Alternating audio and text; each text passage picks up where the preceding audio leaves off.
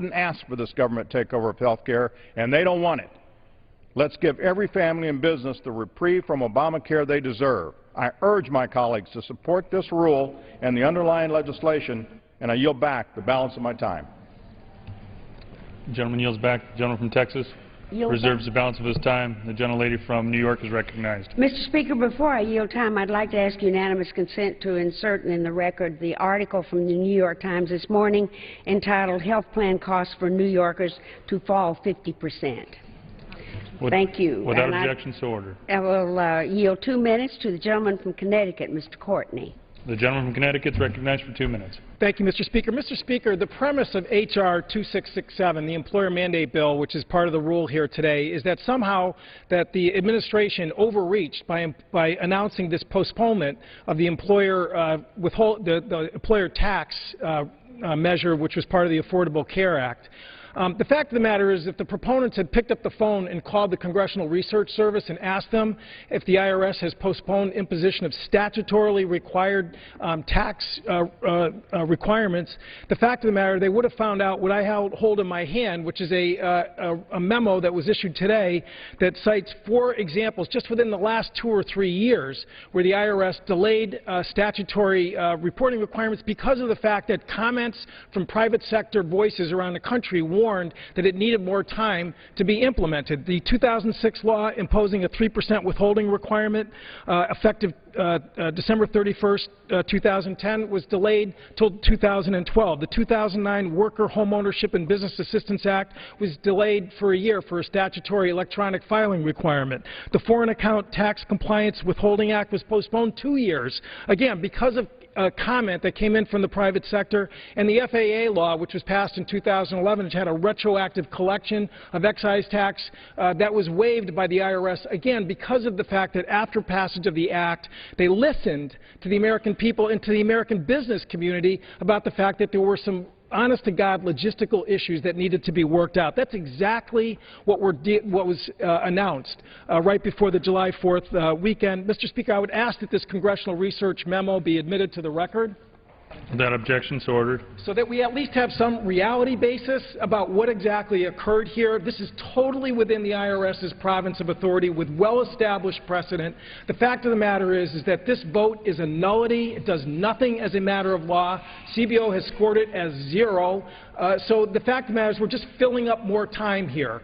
The fact is that we've got people all over this country whose paychecks are being furloughed because of inaction by this Congress. Gentleman's time's expired. Would the gentleman like another minute? I would. I would yield the gentleman another minute. The gentleman's recognized because for 1 of minute. inaction of this Congress, people are losing 20% of their paycheck. That's what's hurting the American economy right now. We have a bipartisan immigration bill which cleared the Senate, which we know from CBO would actually reduce the deficit and grow the economy. That's what we should be voting on. We had a bipartisan farm bill which passed the Senate, which again provides a real horizon for rural America. That's what we should be voting on. Instead, we are filling this chamber up with more of the tired rhetoric for a bill that does absolutely nothing, in which the Congressional Research Service shows us is completely, totally outside of well-established precedent of American law. I yield back the balance of my time. The gentleman yields back. The gentlelady from New York reserves. The gentleman from Texas is recognized. Thank you, Mr. Speaker. I would like to yield to the distinguished chairman of the Rules Committee, Mr. Sessions from Texas, as much time as he may consume. The gentleman from Texas is recognized. Thank you very much, Mr. Speaker, and I want to thank the gentleman, the member of the Rules Committee, Dr. Michael Burgess from Lewisville, Texas. Dr. Burgess is a brand new member of the Rules Committee and came to the Rules Committee because of his understanding not just of medicine and health care as a doctor and a provider for many, many years, but also because of his grasp of knowledge of this health care bill, which is an enormous bill, which, while we are talking about the economic consequences primarily today on the marketplace, where this bill is causing employers to not hire more employees, is causing more employers to take to part-time worker status their employees because of the extreme ramifications of this, what was called Affordable Care Act, known as the Obamacare Act. And today we are here for the simple purpose to say that the President of the United States has now recognized without comment and done not just in the middle of the night on a website, but even done on a weekend, and I believe when the President potentially was out of the country. We are now dealing with the United States Congress speaking our viewpoints about that bill. And the gentleman, Dr. Burgess, is going to consume time today where he's going to talk about also the problems that physicians have, that patients have, that we look at from a family perspective of trying to make sure we get health care in an affordable way without ruining it. But today, I'd like to focus, if I can, my comments on that it's not a surprise that we have a problem.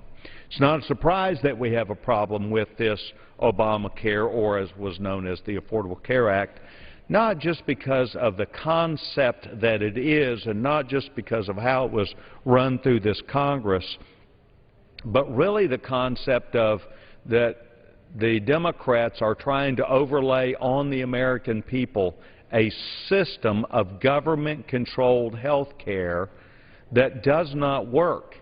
It does not work and will not work in America because America had a vibrant free enterprise system whereby a person, whether they're an employer or an employee or just a member of, as a regular citizen, could contract to get the health care that they would choose to have.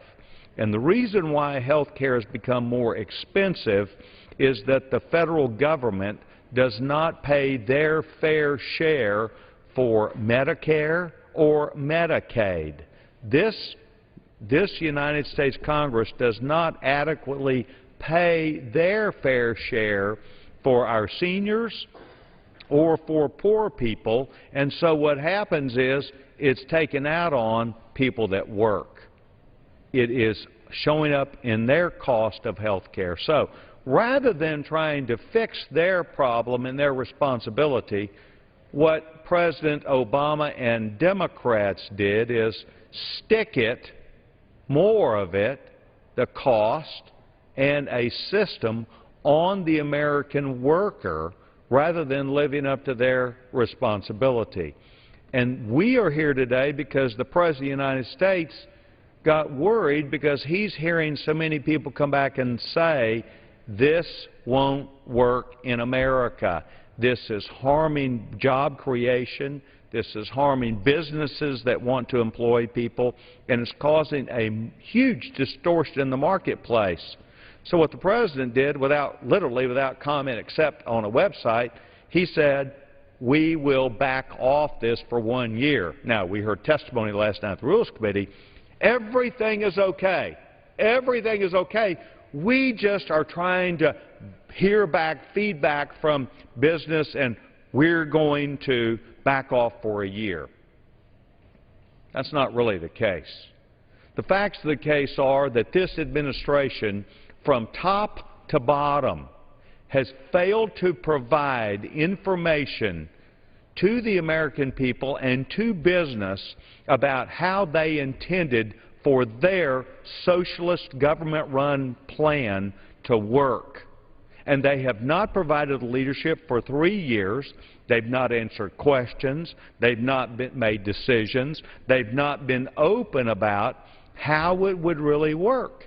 And so business has the problem of a legal side. They have a legal responsibility. Now, you won't have the White House come out and admit this, but they have failed to do their job. And so business has a legal requirement on them of providing notice. They have noticed that they have to provide to consumers under state laws and under federal law, and the facts of the case are they couldn't figure it out because they did not know enough about how this government-run health care system would work. They didn't understand legal consequences. They don't understand reporting consequences. They don't understand consequences because this government is so big and so powerful that they control too much of our life. Now, in this equation, we also see where a number of unions have now let their opinion be known, and they are directly on the side of this bill today because now they have learned more about this bill and they are worried. They're worried sick about not just the health care for their members, but how it will individually affect their own families' lives. The facts of the case are simple. The Democrat Party here is trying to do everything they can do to cover up what is a monster mistake, an inability by the Obama administration to effectively lead on a government-run health care system. And their only backup point is to say, if you do this, you're going to put everything in jeopardy. My response is, thank goodness. It needs to be in jeopardy. What they have done is effectively picked on, by doing what they've done, individuals who are not as powerful as groups of individuals collectively under business or under labor unions.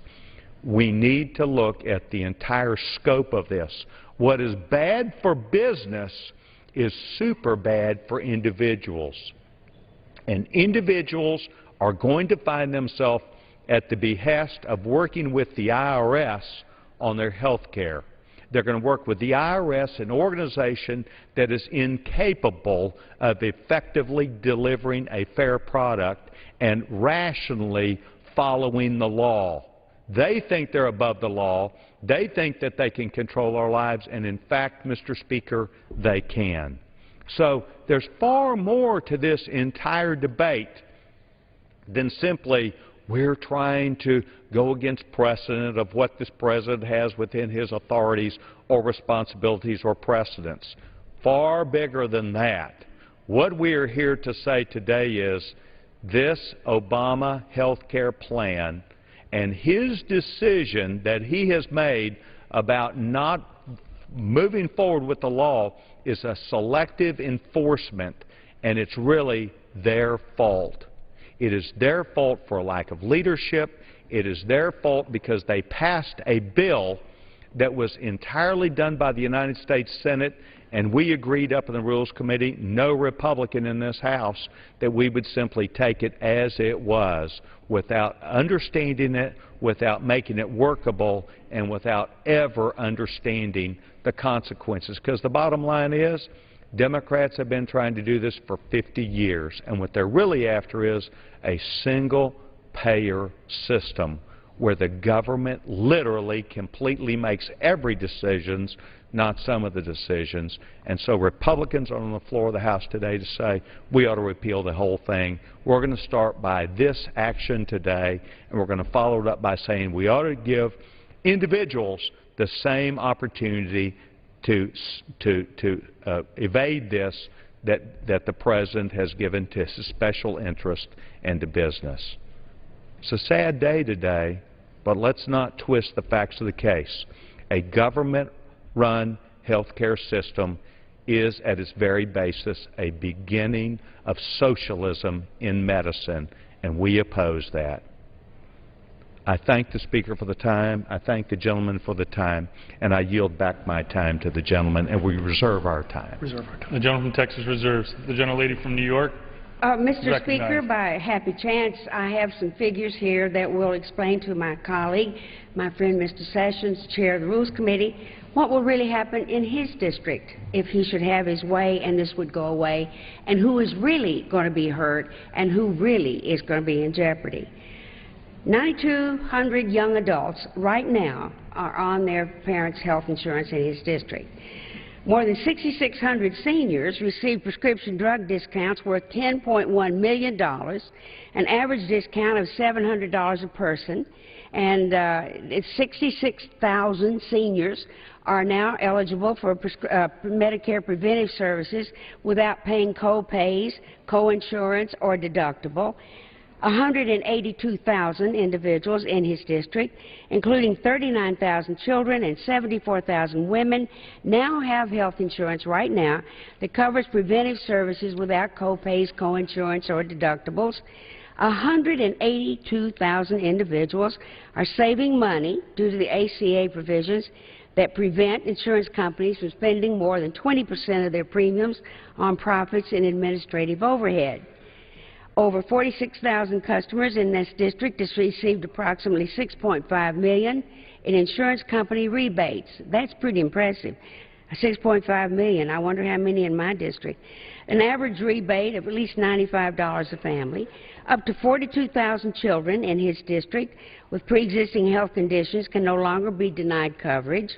237,000, that's a lot of constituents, in the district now have insurance that cannot place a lifetime limit on their coverage and will not face an annual limit for what will be covered. And up to 152,000 individuals in his district who lack health insurance will have access to quality, affordable coverage without fear of discrimination or higher rates because of a pre-existing condition. In addition, the 43,000 individuals who currently purchase private health insurance on his district or small group market will have access to a more secure, higher quality coverage, and many will be eligible for financial assistance. I think I've made the point that those are the people who are really going to be hurt should he get his wishes today. I'd like to yield 2 minutes to the gentleman from New Jersey, Mr. Andrews. The gentleman is recognized for 2 minutes. I ask unanimous consent to revise and extend my remarks. Without objection. Thank you, Mr. Speaker. One of the gentlemen who spoke a few minutes ago said the facts should not be twisted. I completely agree. Here's some facts that the House and the country should have under consideration as we debate this bill. We hear repeatedly on the other side that the Affordable Care Act is a job-killing health care law. In the months prior to the enactment of the Affordable Care Act, the economy lost 6.9 million jobs. In the months since the enactment of the Affordable Care Act, the economy has gained 6.5 million jobs. If it were true that the Affordable Care Act is a job-killing health care law, then why did the number of jobs go up and not down? We second hear that the Affordable Care Act is responsible for an explosion in health care premiums. Today, the state of New York reported that the bids on offering coverage through the new New York Health Insurance Exchange have come in, and the typical New Yorker who buys health insurance for him or herself will have a premium 50% lower than they do today. Similar numbers have been reflected in California, in Oregon, in Washington, and in other states around the country. If it were true that the Affordable Care Act has led to an explosion of premiums, how do we explain what has happened in New York, California, Oregon, and Washington, and other states? Finally, we hear the conclusion this is a socialist takeover of the health care system by the government. Well, here's the way it works. A person who goes into the exchange receives a voucher, a tax credit, shops among competing private health insurance plans, and chooses the one that they like best for their family, much in the nature of a Pell Grant or an FHA loan when one is buying a house. The House deserves the facts. It is not factual that jobs have gone down since the law was passed. They've gone up. It is not factual that premiums have skyrocketed. In the places where the law is being implemented, they've gone down. And finally, a government takeover is false. This is a consumer takeover of health care away from the insurance companies. I yield back. The gentleman yields back. The gentlelady from New York reserves. The gentleman from Texas is recognized. Mr. Speaker, may I inquire as to the remaining time? The gentleman from Texas has 10.5 minutes. Mr. Speaker, at this time I'd like to yield 2 minutes to the gentleman from Indiana, a member of the Education and Workforce Committee, Dr. Bouchon of Indiana. The gentleman from Indiana is recognized for 2 minutes. Thank you, Mr. Speaker. I was a practicing physician for 15 years, and I rise today to support the rule and in support of delaying the Affordable Care Act's employer and individual mandates. I support these delays because it's unfair to employees in my district who have suffered lost wages and lost hours at work because of these mandates. the 54 employees in Greencastle, Indiana School District who had their hours cut from full-time to part-time, the 150 employees in the Washington Greene County School District who had their hours cut from full-time to part-time, the Spencer County employees who saw their hours cut from 40 hours a week to 28 hours a week, and Wolf's Auto Auction in Terre Haute, which I recently visited, that has had to cut many employees from full to part-time. There are countless other middle-class Hoosiers who are suffering across Indiana because of these mandates. They're school bus drivers, teachers, hospital nurses, county government employees. Hoosiers work hard every day to provide for their family, and rather than helping them, the government's keeping them from doing it. This administration would like everybody to believe the economy is growing and over 700,000 jobs were recently created. They fail to mention that 500,000 of those jobs were part-time. It's hard to find a full-time job when the government penalizes your employer for giving you more than 30 hours of work. We talk a lot in this body about how we need to help everyone in these difficult economic times, yet my colleagues that have supported this legislation, that they know has compromised opportunity to find good-paying jobs and provide for your family, yet they stand here and argue that that has not been the case. A one-year delay to these mandates is just a Band-Aid. I'll be voting in favor of the rule and the bills, and ultimately need to fully repeal the Affordable Care Act. I yield back. The gentleman yields back. The gentleman from Texas reserves. The gentlelady from New York who is recognized. Thank you, Mr. Speaker. If we defeat the previous question, we want to offer an amendment to the rule that would allow the House to consider the Invest in American Jobs Act of 2013. This bill would ensure, at last, that federally funded transportation and infrastructure projects are constructed with steel, iron, and manufactured goods that are made in America. To discuss this proposal, I will yield 3 minutes to the gentleman from West Virginia, the distinguished ranking member of the Committee on Transportation and Infrastructure, Mr. Ray Hall. The gentleman from West Virginia is recognized for 3 minutes. Thank you, Mr. Speaker, and Madam Ranking Member of the Rules Committee. I appreciate your kind words. Mr. Speaker, when I go home to West Virginia each week and discuss the state of our nation with my friends and neighbors, I hear about 3 things. First is jobs. Second is jobs. And the third is jobs. That's what this Congress should focus on. We should stop the political charade of spending time on one bill after another, which will not see the light of the day in the other body, and work together on something that members of all political stripes should be able to agree upon, creating American jobs and ensuring that our federal tax dollars are spent wisely. We are here today in support of those twin goals by ensuring that the investments that we make in our nation's transportation infrastructure truly help rebuild America, our infrastructure, our companies, and our workers. Mr. Speaker, in just a few months' time, one of the largest publicly supported infrastructure projects in this country is scheduled to be completed with the opening of the $6.3 billion east span of the San Francisco-Oakland Bay Bridge. But instead of steel cast in the Alleghenies or roadbed segments assembled in Alameda, cars and trucks using the bridge will be driving over 43,000 tons of steel imported from China, which supported 3,000 Chinese jobs and was financed by U.S. taxpayers. Last year, our Committee on Transportation and Infrastructure Democrats insisted on closing the loopholes in our Buy America laws to prevent the continuation of this outrageous and economically harmful practice of outsourcing our federal highway and transit construction as part of the Surface Transportation Reauthorization Act, known as MAP 21. Unfortunately, despite being passed out of committee and attracting 245 votes on the House floor as part of a motion to instruct, many provisions we pushed for that would have guaranteed strong Buy American requirements for all surface transportation infrastructure investments. Those provisions were left on the cutting room floor during the conference process. Today, we're here to finish the job and ensure that all taxpayer-funded infrastructure investments support American jobs. If we defeat the previous question, the gentlewoman from New York, the ranking member of the Committee on Rules, Ms. Slaughter, will offer an amendment to the rule that will make an order, H.R. 949, the Invest in America Jobs Act of 2013 under an open rule. The bill spurs job creation and fosters domestic manufacturing. It will ensure that investments in highways, bridges, public transit and passenger rail systems, airport projects, and water infrastructure projects will be stamped Made in America and crafted with American workmanship.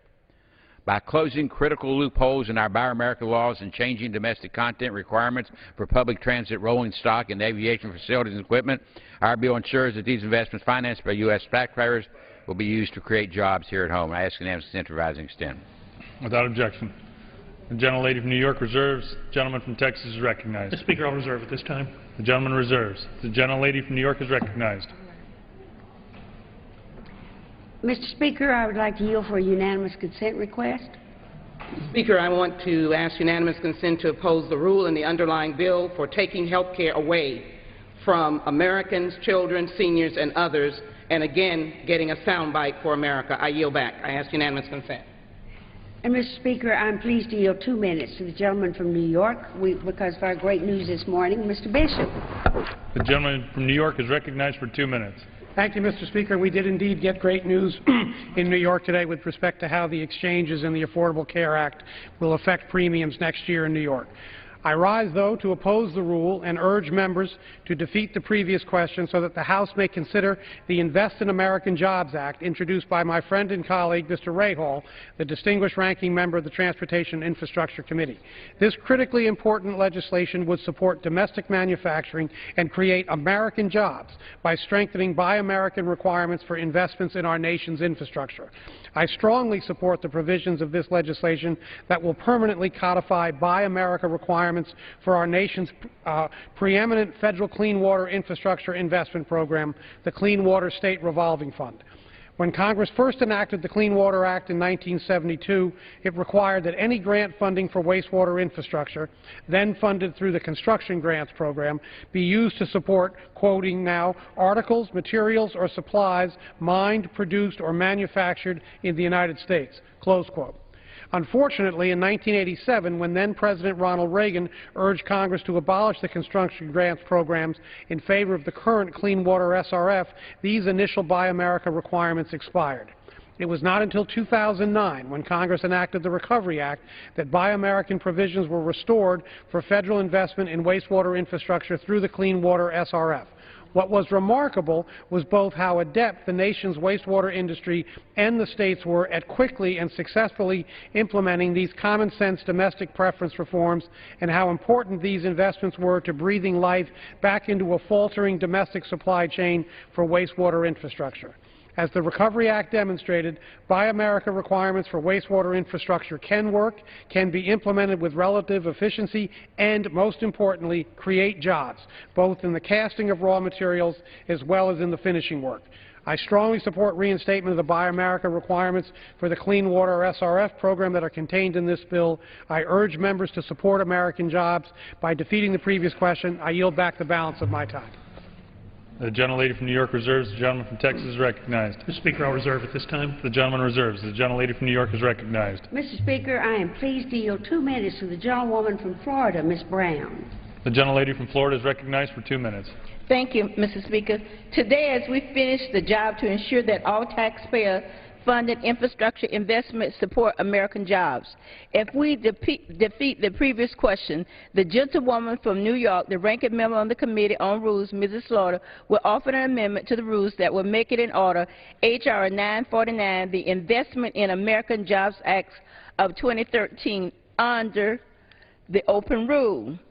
H.R. 949 strengthened domestic manufacturing requirements not only for federal aid, highways, transit, aviation, and other federal infrastructure investment, but also in rail. When I was chair of the subcommittee on railroad pipelines and hazardous material, I held a roundtable of the importance of buying American in passenger rail projects. Well over 100 American companies participated and advocated for strong rules. As a result, we included the provision in the Passenger Rail Investment Improvement Act of 2008, which required that the federal-funded rail projects using domestic steel, iron, and other manufacturing goods. We heard a lot of complaints, but 5 years later, we know that it works, and let me me just say, in Rochelle, Illinois, they just created more than 300 jobs using American companies. H.R. 949 would extend this same Buy American requirements to Amtrak and Railroad Rehabilitation and Improvement Finance Loan Program. When I came to transportation area, $1 billion we spent in infrastructure created 33,000 new jobs. Now, because of the provision by America, for every $1 billion we spend, it creates 43,890 paying good American jobs. I urge the House to defeat the previous question so we can consider this important bill. And I yield back the balance of my time. The gentlelady yields back. The gentlewoman from New York.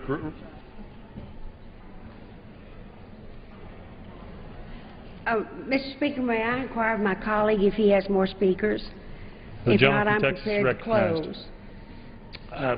I'm prepared to close as well. All right. Okay, thank you, Mr. Gentlelady from New York is recognized. Before I close, I want to ask unanimous consent. Dr. Burgess is a good doctor, and I want to put in the same statistics that I read for Chairman Sessions. For his district, almost a third of his constituents would be involved, and I know he's going to want to read that in the record. But let me get to closing. As I have repeatedly said over the last 3 years, the majority is again wasting valuable time, millions of taxpayer dollars to vote today the 39th time to undermine the Affordable Health Care Act. Meanwhile, they have not taken a single vote on jobs in this Congress. So we're going to be able to give you a chance to remedy that. I ask unanimous consent to insert the text of the amendment in the record along with extraneous material immediately prior to the vote on the previous question. Without objection. Mr. Speaker, I want to urge my colleagues to vote no, defeat the previous question so that we can really begin to work on our infrastructure and get Americans back to work. I urge no vote on the rule, and I yield back the balance of my time. The gentlelady yields back. The gentleman from Texas is recognized. Thank you, Mr. Speaker. Let's also just deal with a couple of things that have been said during the last hour of debate. The gentleman from Connecticut stood up and provided a CRS report that detailed various times in the past where rules have been delayed in the Department of Treasury regarding tax law. But what he listed were all bills that have passed since President Obama came into office. And they all had to be postponed because they were ill-conceived and ill-thought out. I would just submit that it was December 24th of 2009 when this thing passed out of the United States Senate. If, as the gentlelady says, is correct, that they sat down and read this thing line by line 3 times, they were bound to have encountered page 159, paragraph D, effective date. The amendments made by this section shall apply to the months beginning after December 31st, 2013. Mr. Speaker, I would just submit if the Department of Treasury said this is going to be a problem, they've known about it for almost 4 years. Where have they been? And why was it necessary for it to come up on July the 2nd at 6 p.m.? Mr. Speaker, I have asked from members of the, or from representatives from the administration, representatives from the agencies, what are you doing? Are there contingency plans? This thing looks awfully complicated. This thing looks awfully complex. Can you get it done? Are you thinking about delaying it? Are you thinking about jettisoning other parts? And as late as the end of April, the 1st of May, I was told no, there are no such plans. Now, the administrator for the Center for Medicare and Medicaid Services apparently today in a hearing testified that, yeah, sometime in June we'd actually made the decision that we were going to have to do something here. This is inconsistency coming from the administration. We ask for information, and no information is forthcoming. And then we're accused of being obstructionists and saying, well, you never wanted the law in the first place. Maybe so. But how in the world can we even have a meaningful dialogue if when you come into the committee and you're asked a direct question under oath that you won't respond accurately? The propensity for prevarication of this administration has been absolutely stunning. Now, we're here today because of a blog post on July 2nd at 6 p.m. I would very much like to get the author of this blog post into our Committee on Oversight and Investigations on Energy and Commerce and ask her just exactly what was going on. What led to this decision? Did you get a legal memo? Did you get information from some legal counsel as to the fact that this was okay? I would welcome that opportunity, but Mr. Speaker, you and I know that that opportunity is never going to occur. So, Mr. Speaker, today's rule provides for the consideration of two critical bills ensuring that the American people are not penalized for this administration's inability to implement its own law properly. I applaud the efforts of my colleagues, Mr. Griffin and Mr. Young, and I look forward to the spirited debate on these two bills in the ensuing hours, and I'm sure this House will produce spirited debate. For that reason, I yield back the balance of my time, and I move the previous question on the resolution. The gentleman yields back. The question is on ordering the previous question on the resolution. Those in favor say aye. Aye. Those opposed, no. In the opinion of the chair, the ayes have it. Mr. Speaker, I request the yeas and nays. Nays are requested. Those favoring a vote by yeas and nays will rise. A sufficient number having risen, the yeas and nays are ordered. Pursuant to Clause 8 of Rule 20, further proceedings on the question will be postponed. Pursuant to Clause 12A of Rule 1, the House will stand in recess, subject to the call of the chair.